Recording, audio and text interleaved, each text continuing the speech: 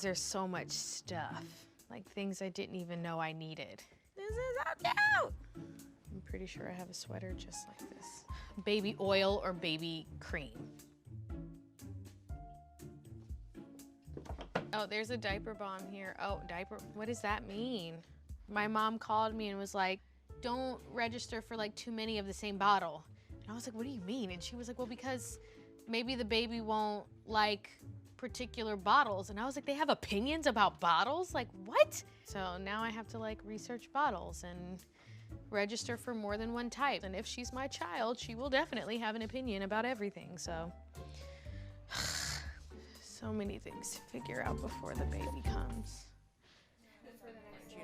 That I emptied this past weekend. Nice. I know I've been driving myself a little crazy because I don't know what I need to buy for my baby. I feel like I, for my pregnancy, bought a lot of things for my baby, just because I felt like I needed to, it was for a peace of mind and kind of like being as prepared as I could be. And then I realized after I gave birth that I didn't really need about half of those things, and I found myself like going back to the store every day and like returning things. And so like my best advice is really to just like, you know, keep it simple with like the basic things that you need. Last week I was like having a diaper crisis because I was just like, oh my God, how many diapers is too many diapers? Or maybe I don't have enough diapers. And like my husband was like, we could just go to the store and buy more. It's okay. Yeah, but I was just, I've had a little bit of almost anxiety sometimes, like getting the registry together, because I'm like, I don't know. You just don't know the first time. Right. You're like forced to make these decisions because that's what you're supposed to do. Right. Yeah. In my first pregnancy, I would watch YouTube videos nonstop of women doing their like must-have lists, and I would just like, and I made all these lists, and the list just got bigger and bigger and bigger, and it's so overwhelming. But it's so true also that what works for one baby doesn't necessarily work for another. It's been because of that kind of anxiety that I found I've been like really putting on myself, that I've kind of been trying to switch my mind and my focus from preparing for baby to sort of preparing me for baby. I remember after I had my first thinking like, I wish I would have done prenatal yoga or something to like prepare my core better for the actual delivery, because I did feel like I worked out the entire pregnancy and I was really great about, you know, most of my body, but like I didn't really pay attention to like this part. And there's just so much that happens there that, you know, that was like a regret that I think I had. Meanwhile, I'm now pregnant and I haven't taken one prenatal yoga class.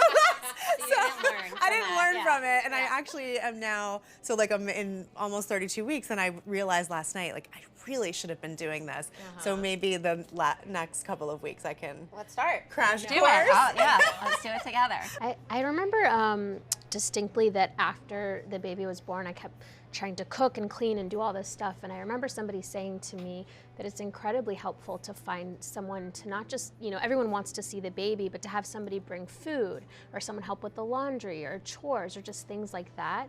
So I think like preparing to have different people you can ask or a support system to have that help when the baby comes, someone to bring you a meal, someone to go to the grocery store for you. I think those are super important because a lot of people forget about the mother. All the focus is on the baby, but there's a lot that can be done to support the mother. Yeah, I think that's really important also to ask for the support because obviously people want to come see your baby, but like people always say, what can I do?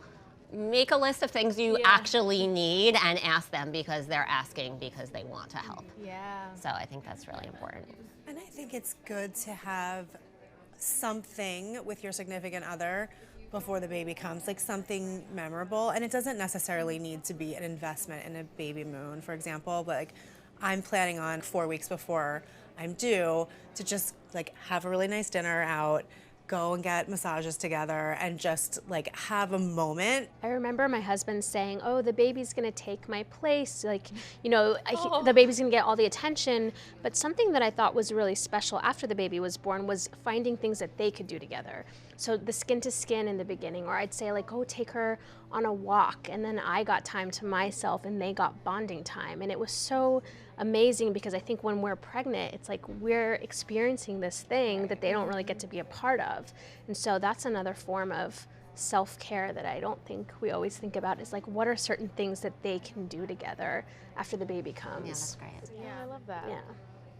This is good advice. Yeah, I'm like, Okay, we still have time. right. Have you found that you've been able to sort of like adopt some things that you find are helpful? Yeah, well, I had this moment just last week. My husband and I have both been really busy with work right now, and didn't see much of him last week. And it got to the end of the week, and it was Saturday or something, and I was said, like, I'm never gonna see you again. We need to make plans. Like, we need to make plans. And we just went out to dinner and a movie, and it was so nice. But I find myself craving quality time with him and with friends, and sort of, you know, I don't know what exactly my life will be like with a baby because this is my first, but I can tell that, of course, it's going to be a huge change. And so I'm trying to just enjoy the time I have with people that I care about. I won't be able to be as spontaneous or to be able to do all the fun things we can do. And so that's what I've been craving, and I'm trying to listen to that and take advantage of the time that I have until, you know, it's just a new reality.